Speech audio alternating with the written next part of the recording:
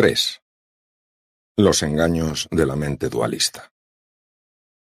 No hemos de dejar de explorar porque al final de dicha exploración será llegar al lugar del que partimos, y sin embargo verlo como si fuera la primera vez. T.S. Eliot. En el capítulo anterior me he referido en varias ocasiones a la mente condicionada, mente dualista, o también denominada mente egoica, y a los efectos tan nocivos que ciertos aspectos del funcionamiento de ésta puede tener en nuestra salud. Recordemos cómo la percepción de sentirnos amenazados activa de manera sostenida al sistema nervioso simpático, reduciendo la capacidad del parasimpático para mantener adecuadamente la homeostasis o equilibrio interno. Para comprender con más precisión qué es la mente dualista y cómo opera, hemos de conocer y entender el alcance de los hallazgos que llevó a cabo uno de los más grandes científicos de la mente que la humanidad haya conocido, Buda. Hace 2500 años, el príncipe Gautama Siddhartha, conocido por todos como Buda, y que significa en sánscrito el despierto, emprendió una búsqueda personal para descubrir un camino que permitiera a cualquier persona acabar con el sufrimiento que pudiera experimentar en su vida. Para este joven, hijo de Suddhodana y Mahamaya, reyes de Sakya, un reino situado en la India, junto a Nepal, no tuvo que ser nada fácil abandonar a su bella mujer Yasodhara, a su hijo pequeño Rahula, y a toda la riqueza y confort que le rodeaban en la corte de Kapilavatthu, y convertirse en un errante buscador de algo que parecía tan solo una bella utopía. Su extraordinaria intuición, su convencimiento pleno de que ese camino existía y su firme compromiso de que lo iba a encontrar, costase lo que costase, fueron los que permitieron que este príncipe llevara a cabo sus extraordinarios hallazgos. Buda no es considerado por los budistas un dios, sino un guía. Sus enseñanzas no representan en sí un dogma de fe, sino un camino para el despertar, Dharma. En el budismo la distinción fundamental no es entre lo que es bueno y lo que es malo, sino entre el estar despierto o el estar dormido. Según el budismo, en la raíz de nuestro sufrimiento no estaría la maldad, sino la ignorancia. Para Buda existían 4 nobles verdades con relación al sufrimiento humano. Todo el mundo experimenta sufrimiento. Hay una causa que origina ese sufrimiento. El sufrimiento puede ser eliminado. Existe un camino para acabar con ese sufrimiento. Sakyamuni Buda llamaba samsara o infierno a creer que podemos encontrar un placer constante y una ausencia total de dolor. Esta creencia nos introduciría inexorablemente en ese ciclo de apegos y aversiones que están en la raíz misma del sufrimiento humano. Es importante que diferenciemos lo que es el dolor de lo que es el sufrimiento. El dolor es inevitable porque es parte de la condición humana, mientras que el sufrimiento es una creación de la mente dualista. Para explicarlo mejor voy a utilizar una metáfora. Imaginemos que tenemos un pequeño frasco que contiene un líquido muy amargo y vertemos su contenido en un vaso de agua y que a continuación nos lo bebemos. Es indudable que la mezcla del agua y del líquido que hemos vertido en el vaso nos va a saber muy amargo. Ahora imaginemos que echamos la misma cantidad de ese líquido amargo en un contenedor en el que hay 10 litros de agua. Si lo probamos ahora, sin duda vamos a notar que, aunque sigue sabiendo amargo, el grado de amargura es mucho menor que cuando bebimos del vaso. Esta es precisamente una de las enseñanzas de Buda. El líquido amargo representa todas aquellas cosas duras, difíciles y dolorosas que nos ocurren en la vida, cosas como el envejecimiento, la pérdida de salud, la desaparición de un ser querido o de nuestro puesto de trabajo. Tragar estas experiencias no es fácil, porque son experiencias dolorosas. Sin embargo, ese dolor se mitiga cuando la mente no lo intensifica, cuando no lo hace aún mayor. La mente sería el recipiente de nuestra metáfora.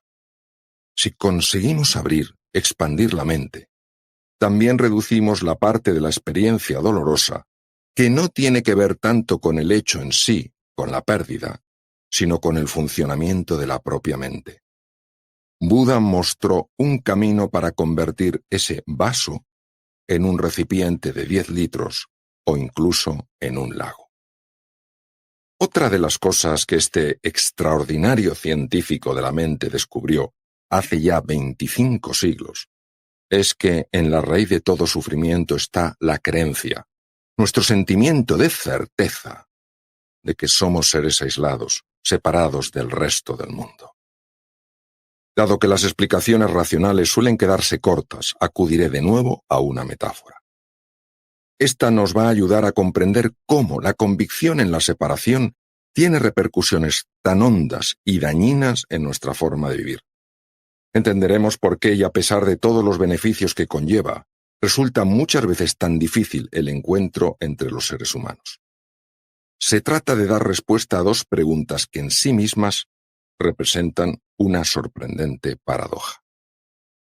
¿Por qué, si el encuentro entre los seres humanos mejora físicamente la salud y reduce el deterioro y envejecimiento de los tejidos, nos empeñamos en mostrar tanta hostilidad, tanta rivalidad unos con otros? ¿De dónde emerge esa voluntad de poder, de dominio y de posesión que da lugar a tantos y tantos enfrentamientos, conflictos y guerras? Figurémonos por un momento que en lugar de ser personas fuéramos olas en el mar y que se nos hubiera olvidado nuestra esencia, lo que nos constituye a todas, y que no es otra cosa que esa misma agua de mar.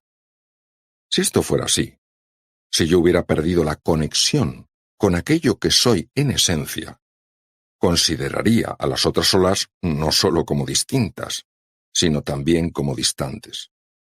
Dicho de otra manera, sería incapaz de ver lo que todas tenemos en común.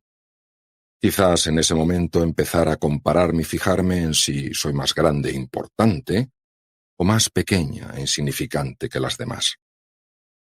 Por otra parte, y al darme cuenta de que conforme más me acerco a la playa, más me acerco a mi final, haré lo que pueda para resistirme con todas mis fuerzas a esa muerte que me espanta. No soy para nada consciente de que además de ser una ola en el mar, soy una ola hecha de mar. Por eso, aunque la forma muere y desaparece, la esencia permanece. Podemos comprender a partir de esta metáfora que hay un momento en el que sin duda vamos a dejar de existir, porque nuestra forma se va a desvanecer, va a desaparecer. Sin embargo, como esencia, como agua de mar, no dejaremos de existir jamás. La ola nace y la ola muere, pero el agua, que es vida, permanece. Lo opuesto a la muerte no es la vida, sino el nacimiento. Imaginemos ahora, y siguiendo con la misma metáfora, que yo solo me fijo en mi forma de ola y me olvido de mi esencia, de aquello que hay de permanente en mí, de aquello que me constituye en mi esencia, el agua del mar.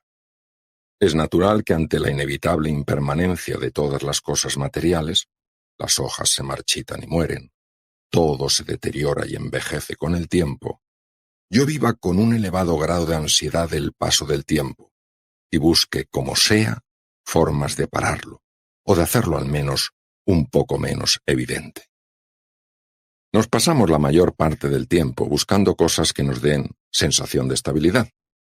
Estamos obsesionados con buscar la permanencia, evitar el envejecimiento y acabar con la muerte.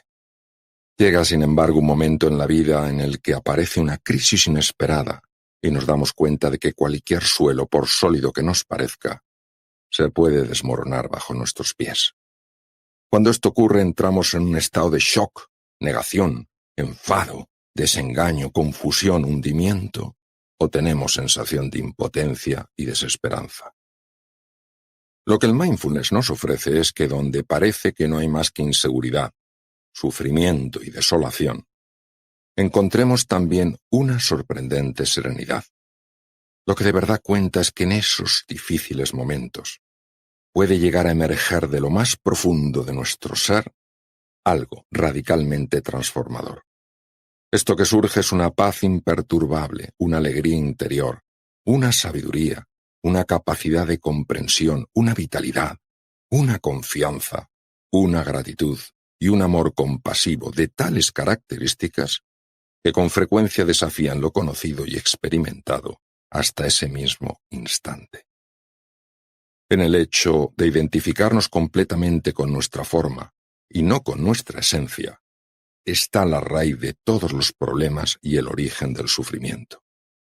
A esto es a lo que denominamos ego, la creencia en que estamos separados del universo y de la propia vida.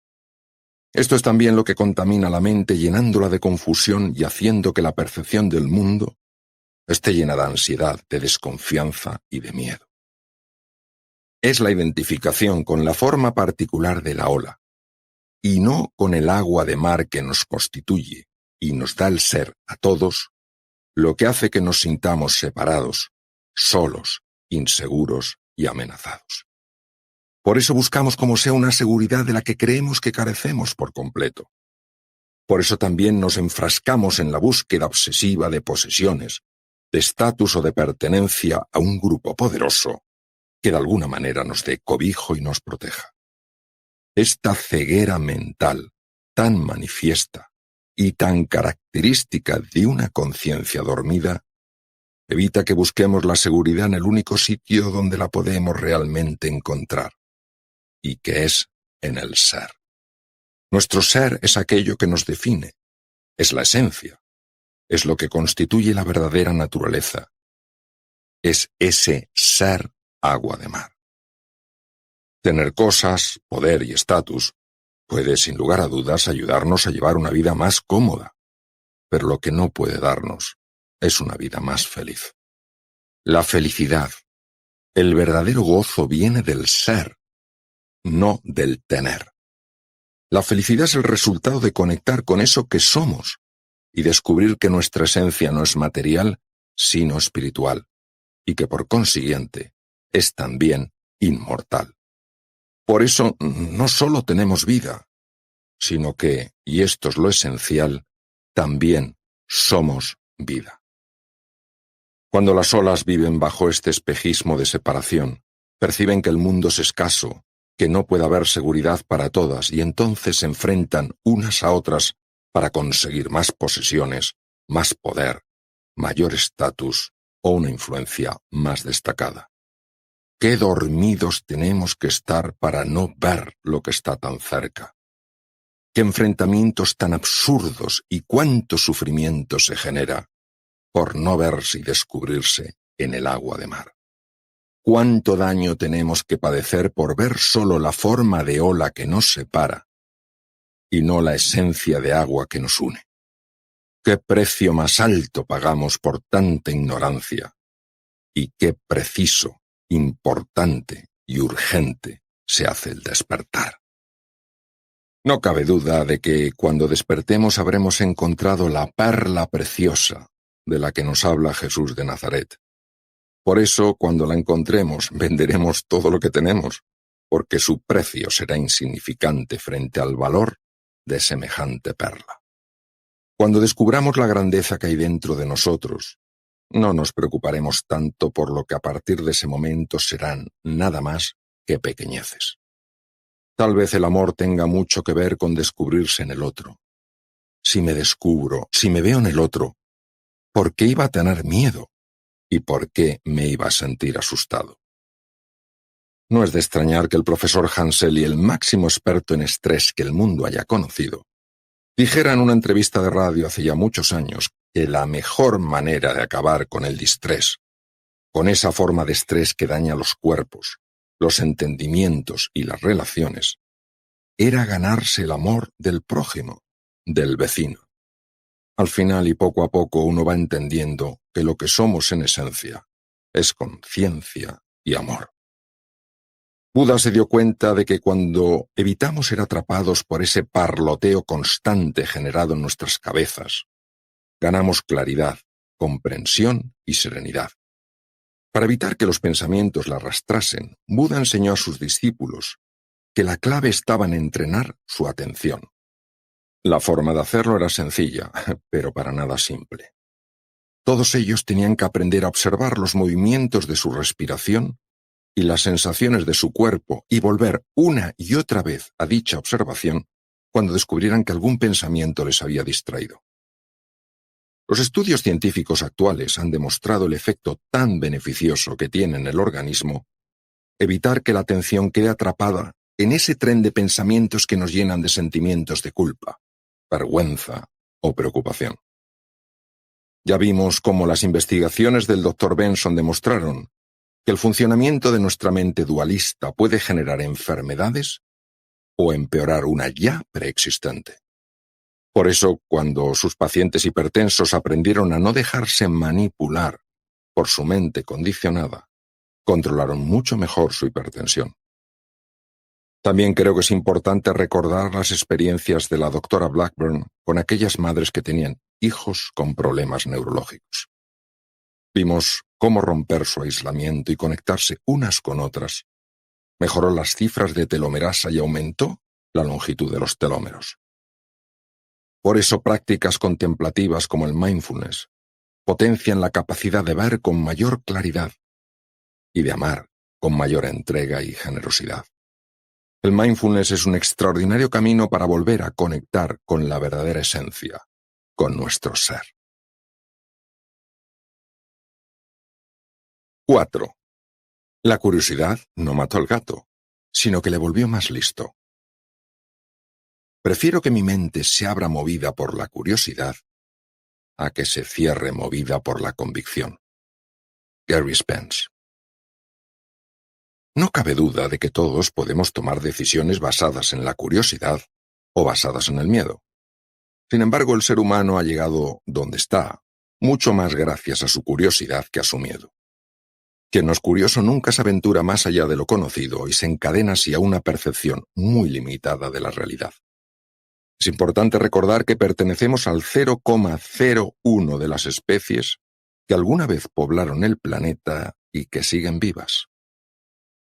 En nuestra capacidad de adaptación a los enormes cambios que experimentó la Tierra desde que aparecimos en África, hace algo más de 2 millones de años, la curiosidad jugó un importantísimo papel. En época de sequía nos atrevimos a salir del territorio que nos había dado confort y seguridad, el bosque húmedo, y nos adentramos en la seca y desconocida sabana africana. Nuestros primos los Paranthropus no lo hicieron, y por eso se extinguieron. Hace 1 millón de años, el Homo erectus, también en África, exploró los océanos y llegó a lugares tan distantes como Australia. La curiosidad nos ha ayudado a lo largo de la historia y nos ha llevado mucho más lejos de lo que nos hubiéramos imaginado, sobre todo si tenemos en cuenta nuestros más que humildes orígenes. El cerebro es curioso. Los niños pequeños no dejan de explorar, de investigar el mundo que les rodea, porque saben intuitivamente que es la única manera de entrar en relación con él. Para ello buscan la experiencia directa y utilizan sus 5 sentidos para conocerse, conocer a los demás y conocer el mundo en el que habitan.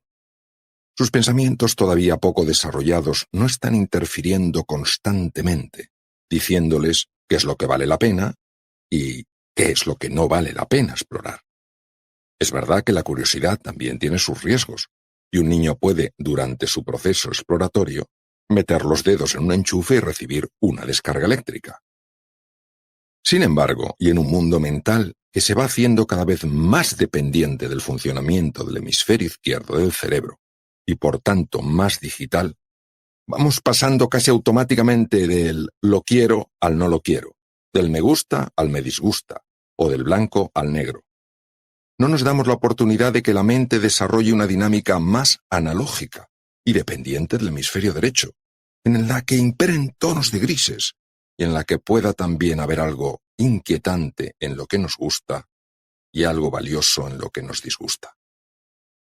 La curiosidad es hija del hemisferio derecho del cerebro, el más importante a la hora de explorar y descubrir lo que hay en el mundo.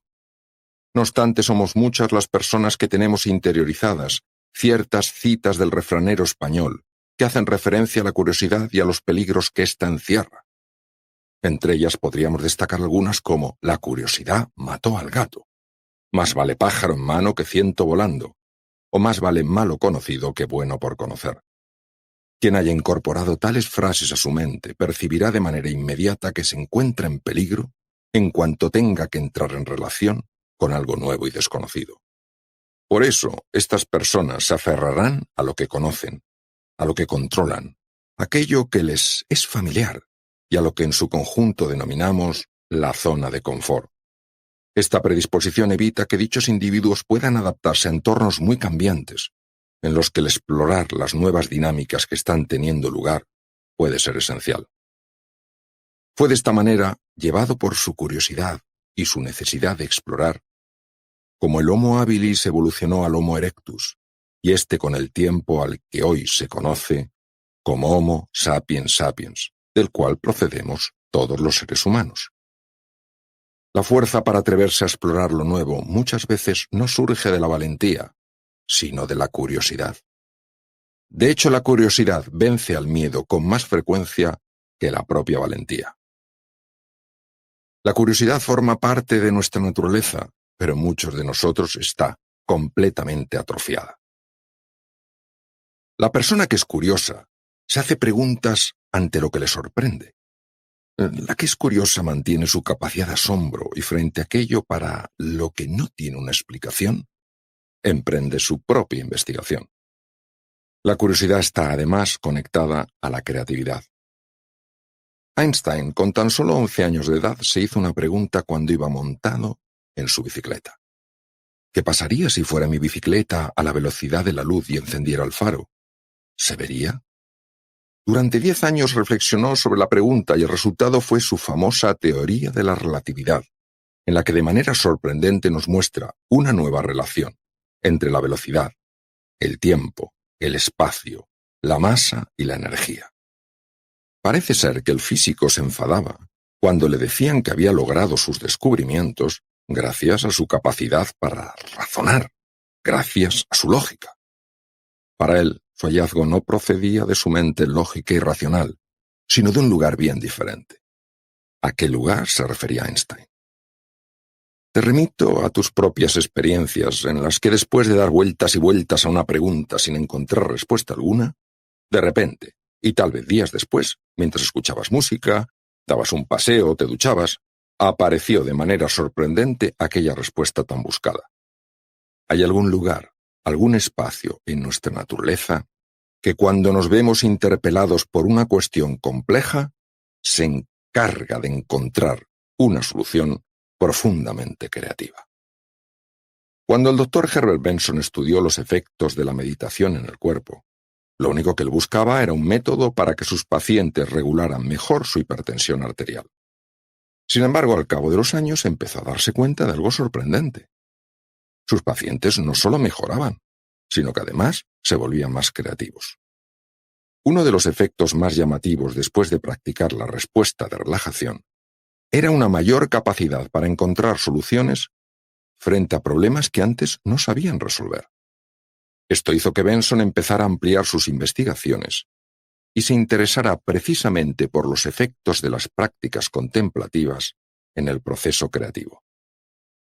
Yo diría que la curiosidad es el elemento nuclear del mindfulness, y lo es porque es lo que nos lleva a explorar con verdadero interés y capacidad de asombro lo que hay más allá de la forma tradicional de relacionarnos con nosotros mismos, con los otros y con el mundo. Todos creemos que somos lo que no somos. Además, creemos que los demás son como les vemos y que el mundo es como lo percibimos.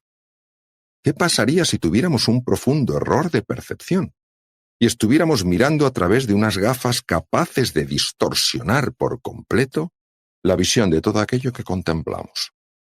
Para convertirse en un observador de sí mismo, de los demás y del mundo, hay que tener una mentalidad de principiante, de alguien que reconoce que no sabe y que quiere saber. Y esto no es posible sin el interés que despierta la curiosidad. En el mindfulness, este espíritu curioso está presente durante toda la práctica, y uno no juzga la experiencia que está teniendo como buena o como mala, como agradable o desagradable, como correcta o incorrecta, o como deseable o indeseable. El practicante de mindfulness no lleva puesto el gorro de juez que dictamina según unas determinadas referencias o a una particular visión del mundo, sino que lleva puesto el gorro de explorador. Por eso, incluso si durante la práctica del mindfulness tiene una experiencia incómoda, no la etiqueta como desagradable, sino que la observa con curiosidad en un intento por conocer su verdadera naturaleza. Todo, absolutamente todo, se explora y contempla con el mismo interés, sin apegarse a lo que resulta agradable y sin mostrar aversión hacia eso que se experimenta como desagradable. Y por eso también quien lo practica, poco a poco va librándose de las redes de la mente dualista, con sus apegos a lo que gusta y sus aversiones a lo que disgusta. La práctica del mindfulness tiene un impacto evidente en la persona. Salud, energía, vitalidad. Ya lo hemos visto a través de las investigaciones de Herbert Benson, y profundizaremos más en ello cuando estudiemos las llevadas a cabo en la Clínica de Reducción del Estrés, adscrita a la Universidad de Massachusetts, y las realizadas por un grupo de notables científicos pioneros en el campo de la neurociencia contemplativa. Claridad mental, sabiduría, creatividad. Esta capacidad para ganar perspectiva ante situaciones complejas y encontrar una forma eficiente y creativa de actuar en medio de ellas es algo que se desarrolla en gran medida con la práctica del mindfulness. Gozo, alegría, entusiasmo. Se trata de algo que viene de dentro, no de fuera, y que por tanto no depende de lo que uno posea o deje de poseer, o del estatus profesional que se haya alcanzado. Se trata de algo mucho más profundo y sutil, que genera un profundo sentido de gratitud hacia la vida. Serenidad, ecuanimidad, paz, equilibrio interior. Ya vimos en el capítulo anterior, a través de la metáfora en la que echábamos una solución amarga en un recipiente con agua, cómo el mindfulness ayuda a convertir un vaso de agua en un contenedor de 10 litros. Por eso la persona que ha interiorizado el mindfulness se mantiene mucho más equilibrada en medio de la tempestad. Los griegos hace 25 siglos llamaban a esta capacidad ataraxia, y nosotros, en el siglo XXI, lo llamamos resiliencia. Empatía, compasión y grandeza de corazón. A través de la empatía y de la compasión, entendemos el sufrimiento de otras personas y nos sentimos movidos a hacer algo para mitigarlo. En la compasión se puede ser muy duro con una conducta sin por ello atacar, despreciar, humillar o avergonzar a quien la ha llevado a cabo. La mente dualista, tan aficionada a los apegos y las aversiones, utiliza como arma fundamental el juicio. Un juicio que, por supuesto, es el resultado de un condicionamiento previo. Este condicionamiento, a su vez, es el resultado de una serie de experiencias, y estas no son solo simples registros en la memoria de una sucesión de hechos que ocurrieron, sino también, y esto es lo relevante, recuerdos de cómo vivimos aquellos hechos. La manera en la que algo se vive depende de cómo se esté interpretando. Yo puedo vivir un fracaso con tremenda frustración porque lo evalúo como una muestra evidente de mi incapacidad. O lo puedo valorar como algo que simplemente no ha salido como esperaba y que, por tanto, me exige abordarlo de una forma diferente. A la mente dualista se la denomina también mente condicionada. Esta intenta constantemente imponer sus juicios y referencias a todo lo que sucede, y por eso es incapaz de entender lo que hay más allá de su miope percepción de la realidad. Esto tiene, por ejemplo, un gran impacto en las relaciones humanas, porque impide conocer el mundo de otra persona. Cuando lo que impera en nuestra vida es el juicio, qué fácil es tener una mirada superficial, incapaz de comprender aquello que está teniendo lugar en un estrato más profundo. Veámoslo reflejado en una historia. En la antigua Roma había un senador llamado Casio, que era duramente criticado a sus espaldas por otros senadores, los cuales, no obstante, se presentaban ante él como sus amigos. La razón por la que Casio, un hombre que siempre había destacado por su sabiduría y prudencia, era ahora tan vituperado, radicaba en el hecho de que se acababa de divorciar de Helena. Su esposa no era en absoluto cualquier persona, ya que se la consideraba la mujer más bella de Roma y además una de las más ricas. Por si esto fuera poco, Helena le había dado al senador un hijo varón que sin duda seguiría los pasos de su padre. Nadie entendía cómo alguien aparentemente tan inteligente como Casio podía haber cometido semejante torpeza al separarse de aquella mujer por la que suspiraban tantos romanos. Un día, 3 de los senadores más críticos con Casio estaban charlando animadamente en una de las callejuelas de Roma. Los hombres se divertían haciendo comentarios jocosos acerca del senador, al que antaño veían como sabio y que sin embargo ahora tan solo les parecía un completo estúpido. Estaban los 3 tan absortos en su conversación que no se percataron de que Casio, que casualmente estaba dando un paseo por allí y que había visto de lejos a sus 3 amigos, se acercaba a saludarles. Llevado por la prudencia al parecerle que los senadores hablaban de algo reservado, Casio se aproximó con cierto sigilo para no interrumpir su charla. Ante su sorpresa, escuchó los comentarios tan duros que hacían acerca de él, aquellos.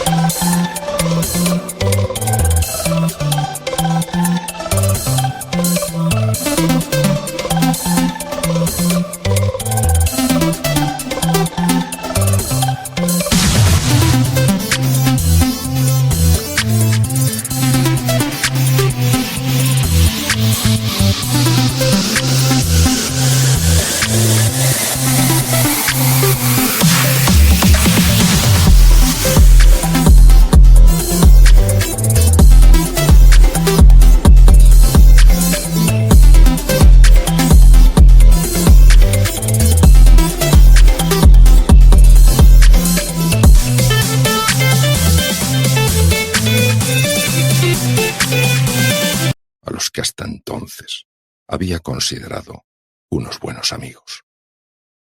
De repente uno de los 3 senadores advirtió la presencia de Casio y pensando que sin duda éste había escuchado gran parte de la conversación, hizo lo que pudo para salir del paso. En un intento por alertar a sus otros compañeros y haciendo frente a tan embarazosa situación, se apresuró a tomar la palabra. «Senador Casio, qué alegría verte. ¿Por qué no nos has avisado de que estabas aquí?»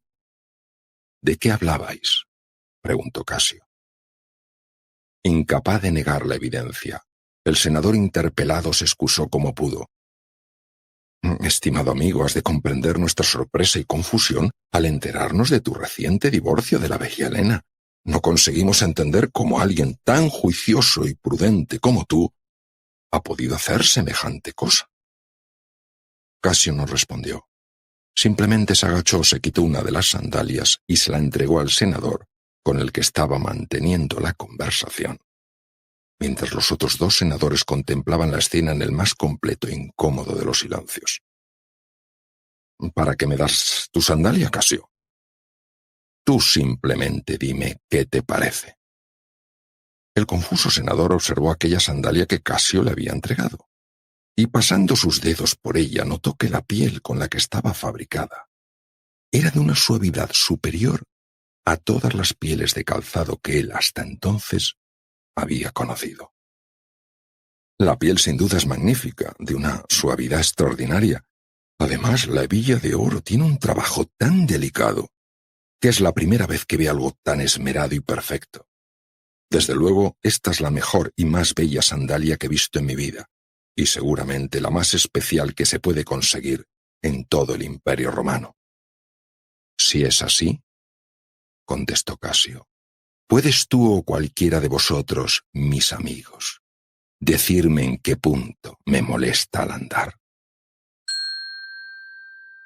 Da la sensación de que aquella sandalia aparentemente tan perfecta no era demasiado cómoda para andar. Tal vez Casio trataba de hacer entender a los senadores que convivir con Helena era mucho más complicado de lo que ellos imaginaban.